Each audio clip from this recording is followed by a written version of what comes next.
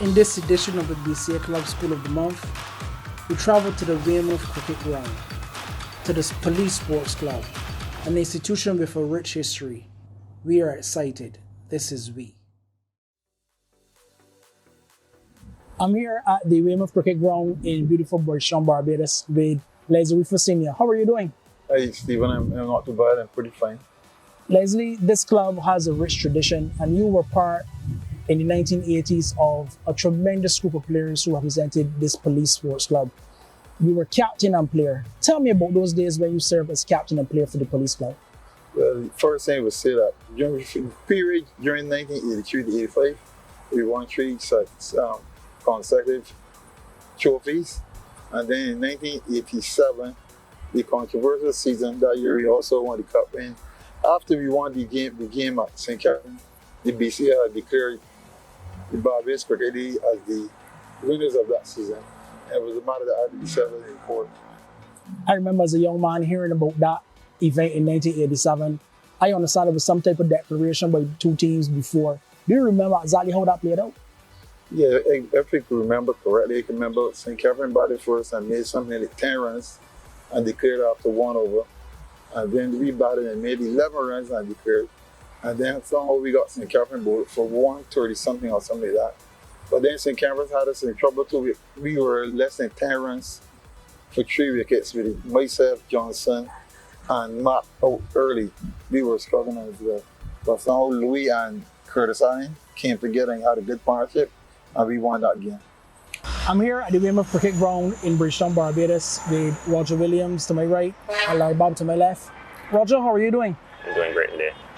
Roger, you have served in many capacities here at the police club, a club that has had a rich history over a number of years. Your experience captaining at club level and being a major player, how has that been? First of all, I think it's really an honor to captain police.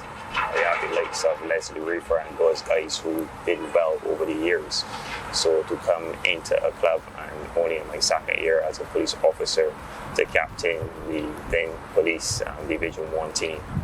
And then we moved on to being promoted to elite cricket.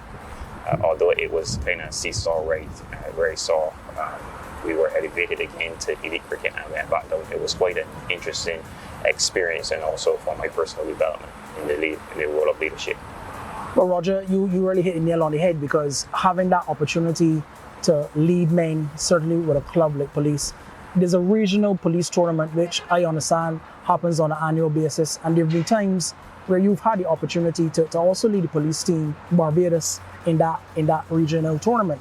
My question to you, the level of competitiveness in that competition as compared to local cricket, how have you found that regional police tournament? I think that tournament, the standard of that cricket is very high, although it's bragging rights. Persons come with the intent to win.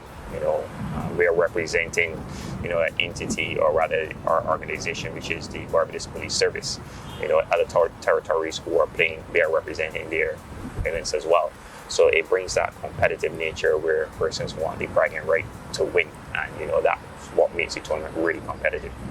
Well, Larry Bob, it's always good to be in St. Michael and always good to be able to see you. How are you doing? I'm doing great. Larry, you've got a rich household tradition in Barbados of being one of the more explosive cricketers on the island. You normally hit more sixes than fours. I want to know from your playing days representing police, is this a natural thing for you to try to express yourself and be dominant while you play the game? Well, to be honest with you, I've created that culture and that style of play on my own. You have two different sides of my batting ability. There's the normal role of partnerships, and then there's the blasting part of hitting sixes and fours. I prefer to hit sixes. Well, hitting those sixes allowed you not only to impress on the local level, but you went on to represent this country in a T20 competition. That experience of being able to be one of those key men and playing for this country, how was that experience? Well, it was a great pleasure to represent the country at that time. During that time, I was in great form, rich form, especially with the bat, and I enjoyed the moment, and I would welcome any moment, whether if it's at master's level. Now, I want to reflect back on your youth playing days. I know before you came to Police Club, you represented this country at youth level, I believe, in the mid to late 70s. How was that experience playing for the national youth team? And then following that time, you went on to represent this country at senior level. Well, during the period 1976 to 78, I represented the Barbados youth team. And my first youth game was played against the English young team, which included players like Mike Gadding, David Gower, and the likes. I made 100 by number 4 for Barbados youth team. Then I went on and then made 265 versus the Leewards in the 1978 season, of which I think is still a regional under 19 record.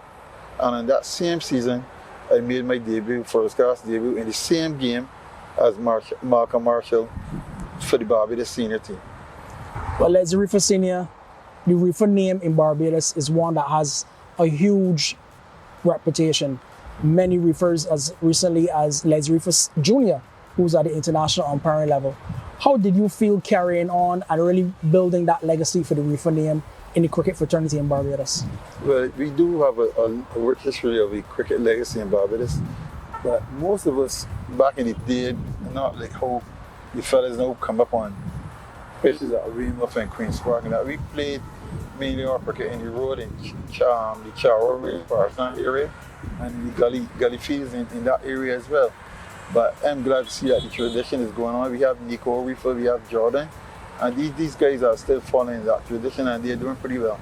I know the players, when they finish their game, they get into administration, coaching, and other things. What are your goals, or what do you have in mind for Larry Bob when you finish playing your cricket? Well, currently I am the player coach for police, and I'm actually looking to aspire my coaching. And currently playing with the guys, they look up to me, and most of them approach me as coach. So sometimes it pleases me. So I am enjoying the moment. Roger, this club had the opportunity to have the greatest ever, the Right Excellent Cigar Food Sobers represent them. And you're part of a group now where names throughout the years have obviously come true. Where do you see the police club maybe in the next 2-3 years in terms of representative cricket in Barbados? Well, basically, our vision right now is to get back police cricket to where it used to be, that proud history and the legacy that we had before. So we're currently trying to recruit as many youngsters with that talent and ability, so that we can actually get the club up to the point where we can have that respect in local cricket again. So my role basically is to mentor the young talent that comes to the club. And along with Coach Larry Bob, we have played over the years together, and we understand, the relationship which we have very well. So I think that we are on a very good trajectory. This year, we are second on the table in terms of first division cricket. So we're looking to rebuild and get back our club, to those glory days. Well, I'm going to go right into what you've done. You've worn multiple hats. You were coach of this wonderful club. You served as player. You work as match referee. And in recent weeks, you've been given a unique opportunity to be part of the national senior selection panel. How are you looking forward to that new challenge? Well, I'm looking forward with it. I'm hoping that I can make a successful impact on Barbados cricket as well as regional cricket. And over the years, I enjoyed my stint as a coach, player, whatever I could have done for the police sports club. Even at one point, I was the secretary of the police sports club between the years 1995 and 2002. Well, Les Reefer Senior, I want to thank you for being able to come here this morning and have a conversation about the tremendous contribution that you've already made to Barbados' cricket, and I want to wish you all the very best in the future. Yeah, thank you very much, Stephen. Roger, I want to thank you, and Larry, also you. You gentlemen have made a wonderful contribution, not only just to the police sports club, but to Barbados' cricket at large. And I want to encourage both of you to continue the wonderful work. I want to thank you for your time this afternoon. Thank you. Okay.